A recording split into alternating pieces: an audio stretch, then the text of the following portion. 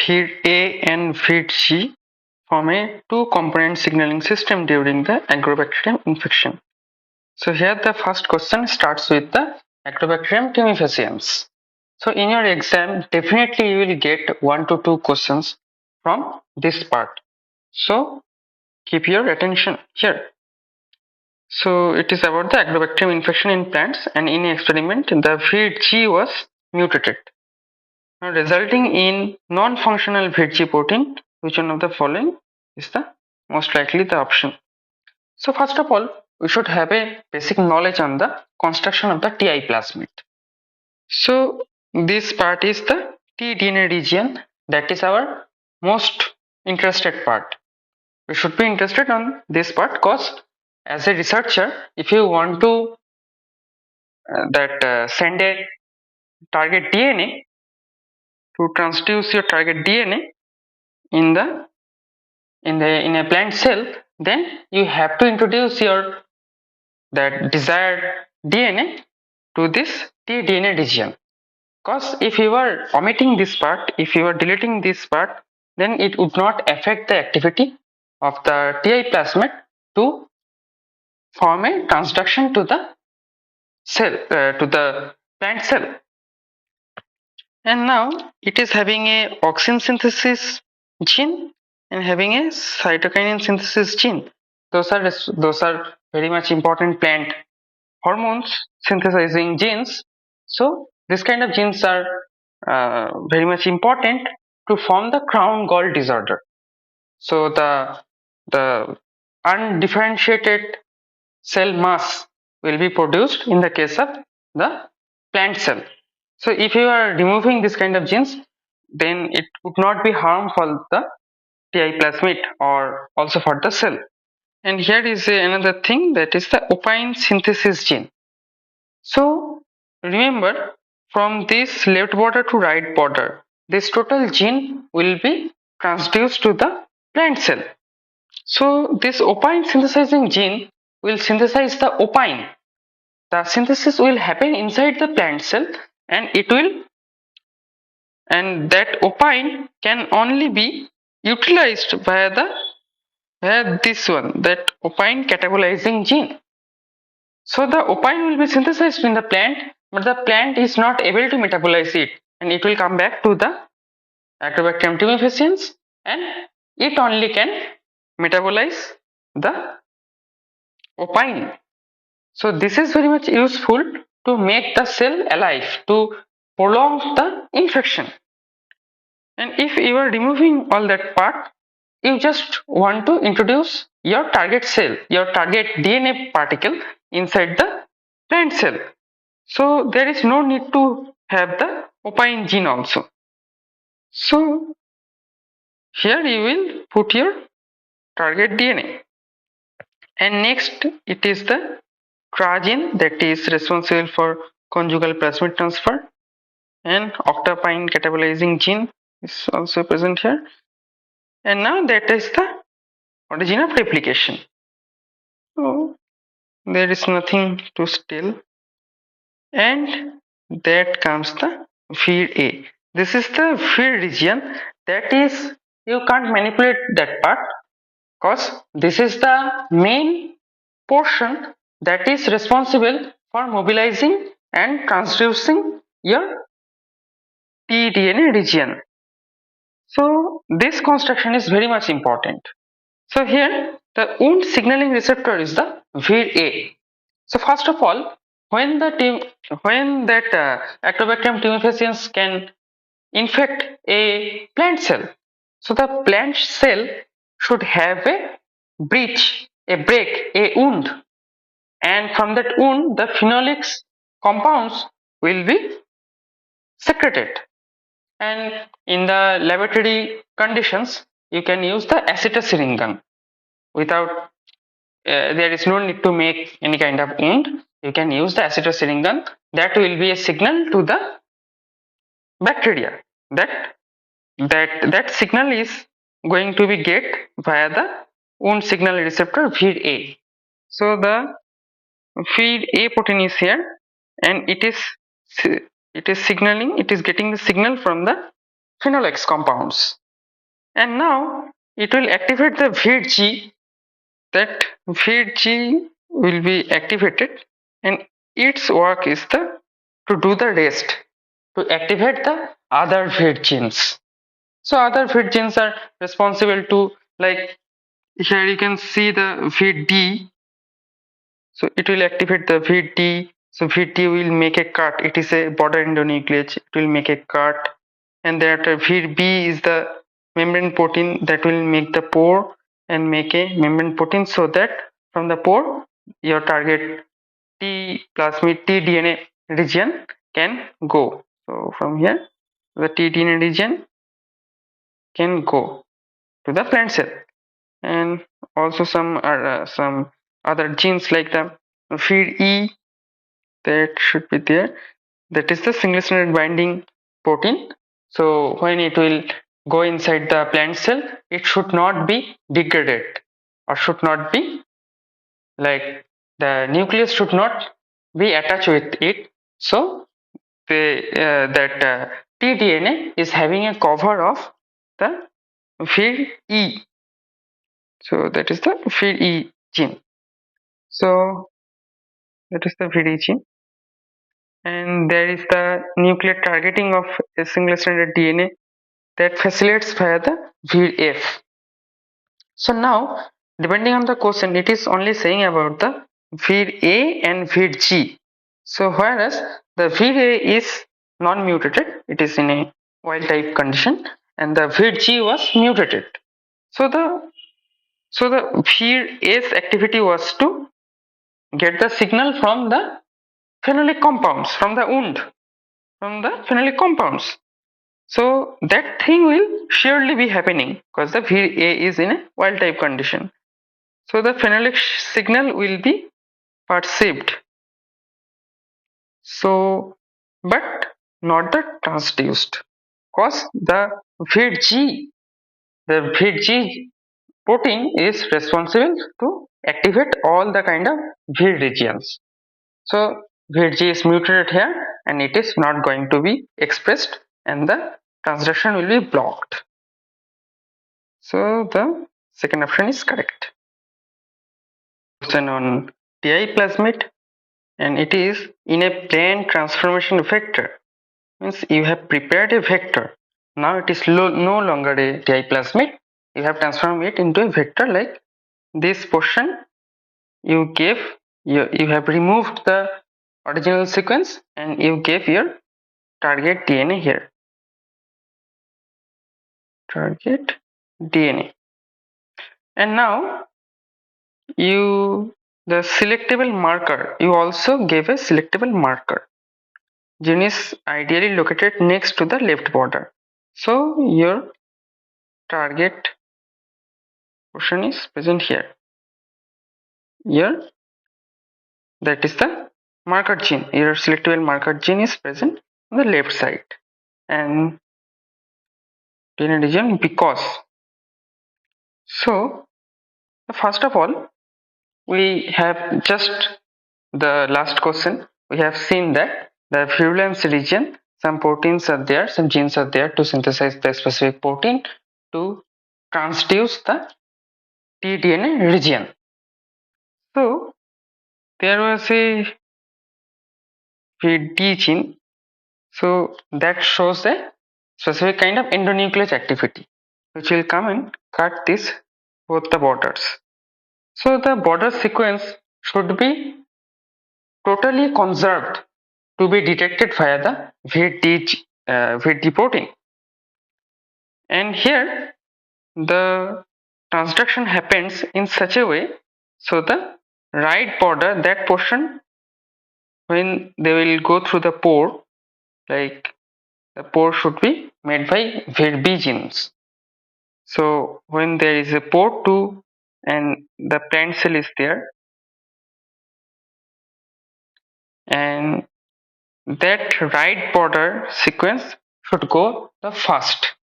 That is, that way the orientation is there. So here, as a marker, we gave our target gene, our marker gene, here, and the rest is made via the target gene.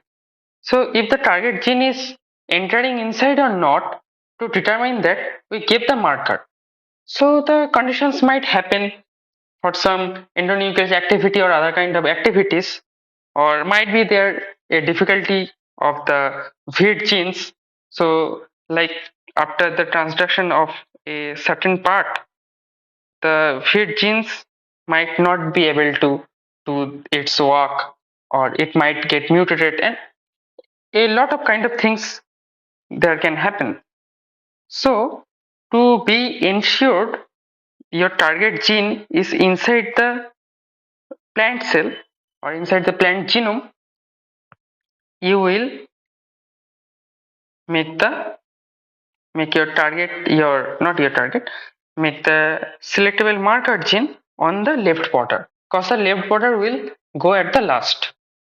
So if the selectable marker is present in your plant cell, that means your target DNA, that target DNA portion is must be there. So let's see the options.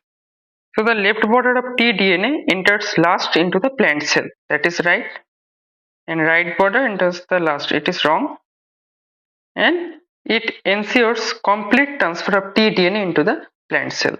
So the option C and A is right. mRNAs are major regulators of gene expression. In an experiment, it was observed that the gene X is a direct target of miRNA A, and you are overexpressing the miRNA A in a Arabidopsis thaliana. So let's see if this one is the miRNA genome. Like we can take it as a miRNA A, and it is overexpressed in the cell. Now the procedure, so that is the whole procedure to synthesize the mRNA and how it works. You can get the overview from this picture, and here that you can see that DROSA protein is responsible to make the pre-miRNA. Thereafter the exportin 5 will be exported it from the nucleus to the cytoplasm. Thereafter dicer will come and cut the double stranded miRNA to a mature single stranded miRNA. Now other proteins like that miRNA binding proteins will come and will make a RISC assembly or RISC complex.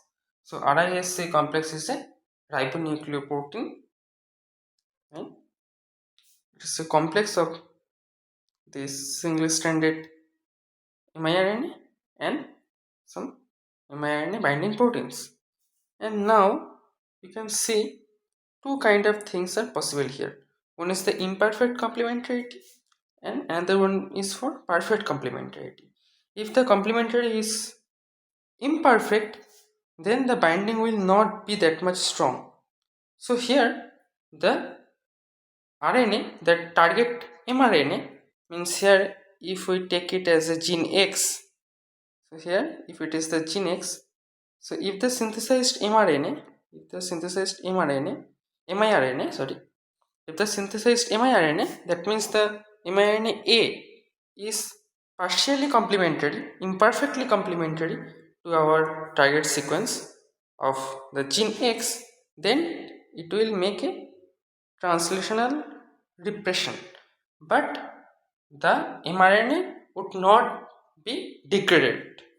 But if the mRNA A is having a perfect complementarity, then it will bind it and make the mRNA cleavage. So the total mRNA will be degraded. So depending on the sequence of the miRNA, it can do two kind of things. One is the translational repression and another one is the mRNA cleavage. So here this option is clearly visible to be the most perfect one, that is the both transcript and protein abundance of X may get reduced. So both can get reduced.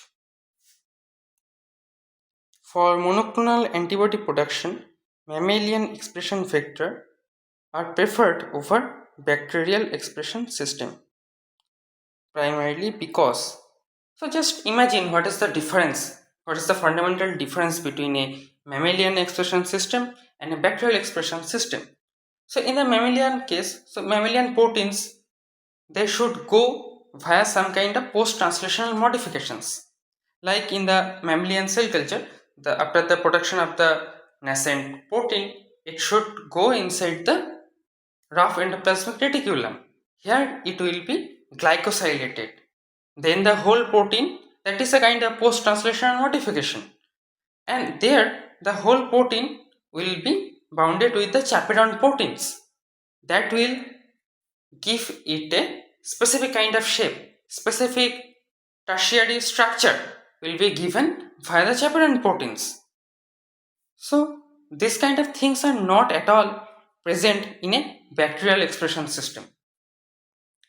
And also, like other kind of post-translational modifications like the disulfide bond formation and the phosphorylation, that is not happening in the bacterial expression system.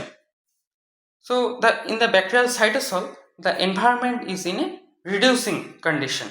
So that is not preferable for your target protein to make the disulfide bond. So the protein will never be able to get its specific tertiary structure. And thus this protein can be accumulated inside the bacterial expression cells as an inclusion body. And extracting the inclusion bodies is a little bit difficult thing. And another kind of problem you will face, that is via the codon optimization. If you are following our videos, then you have the information about this. So if you are not able to optimize the codon, then the production will be severely downgraded.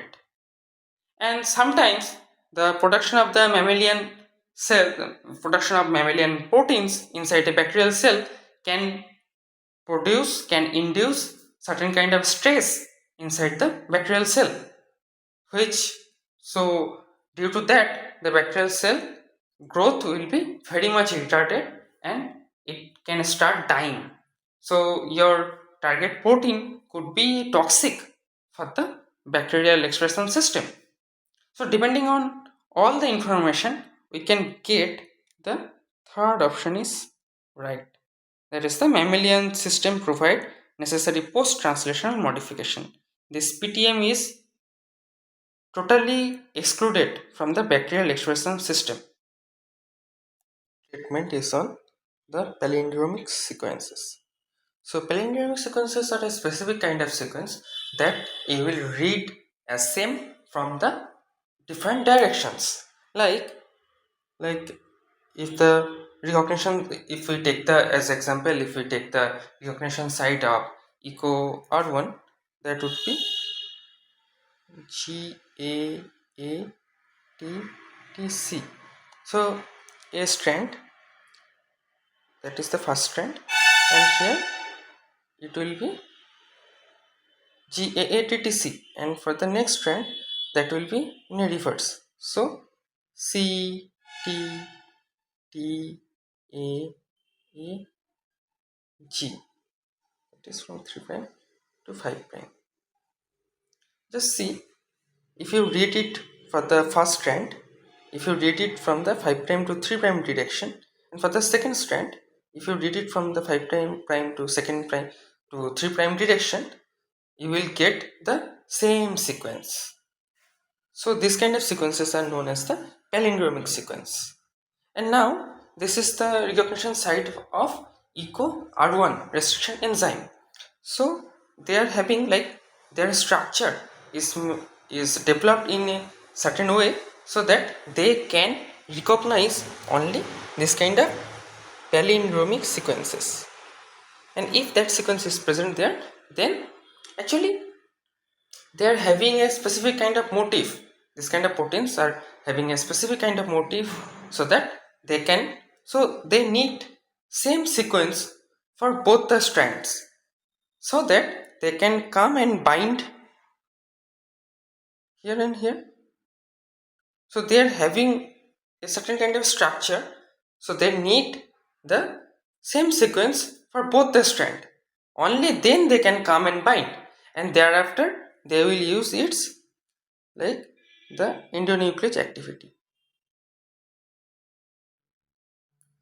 And for equal one, it will make a like staggered cut, sticky end. And also certain restriction enzymes are there, they can produce the blunt end. So after the restriction, this will form this one, and so two sticky ends will be there, and you can use it for other kind of activities in molecular biological practicals or RDT techniques. So thus you can induce the recombination.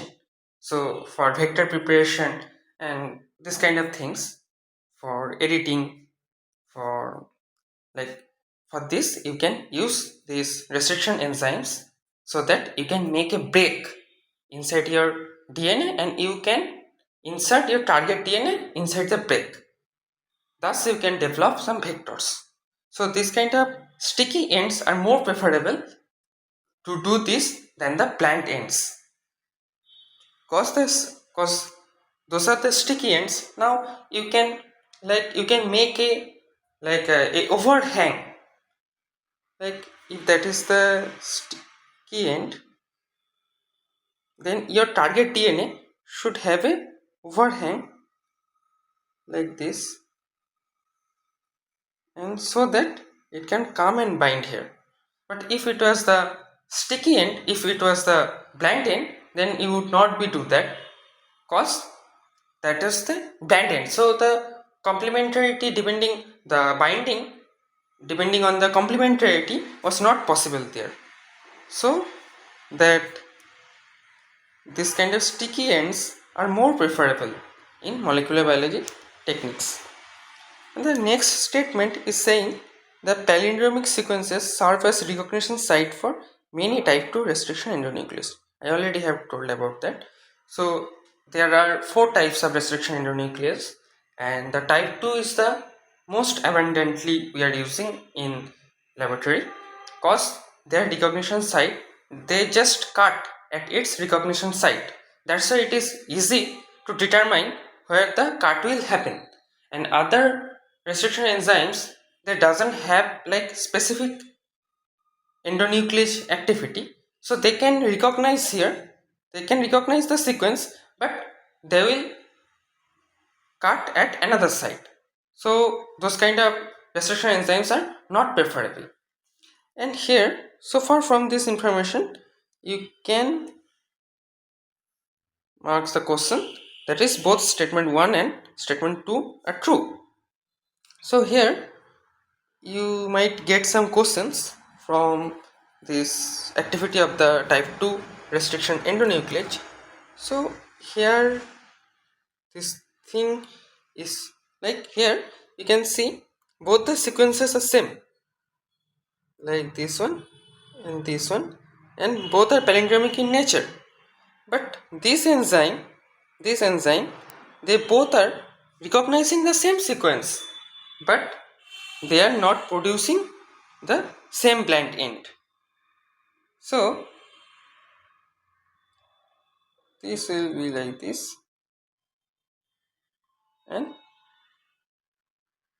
it will like this. So they are recognizing a single sequence, a same sequence, but they are not producing the same type of restriction cuts. So this kind of enzymes, these two enzymes are known as the neoschizomer. And now comes the isochizomer. So here, just here, see, both the sequences are same and palindromic in nature, and they are cutting at the specific site. Both are cutting at the same site. So both the enzyme, the SPH1 and BBU1, they both can come and cut. They can recognize the same sequence and they can cut at the specific site, and both will produce the same sticky end. This kind of enzymes are known as the isocysomer. Now this is the isocadomer. So here just see, all the sequences are different. Like for BAM-H1 you will get GGATCC as a recognition site.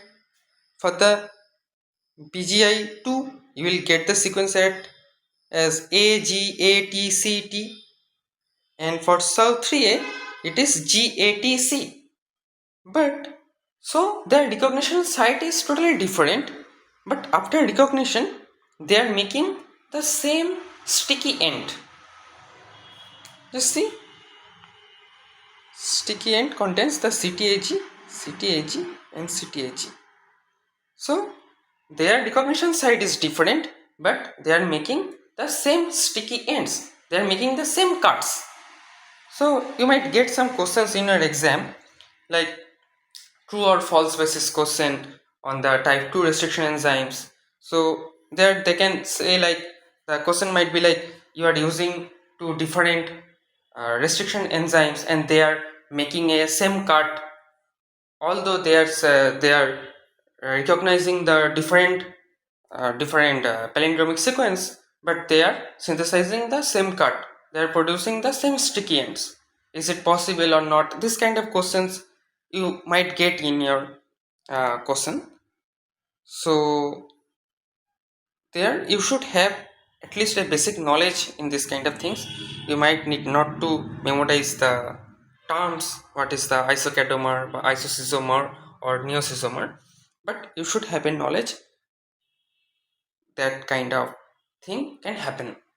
So the same the same recognition site can be recognized by different enzymes, and the same cut can also be made by two different restriction endonuclease.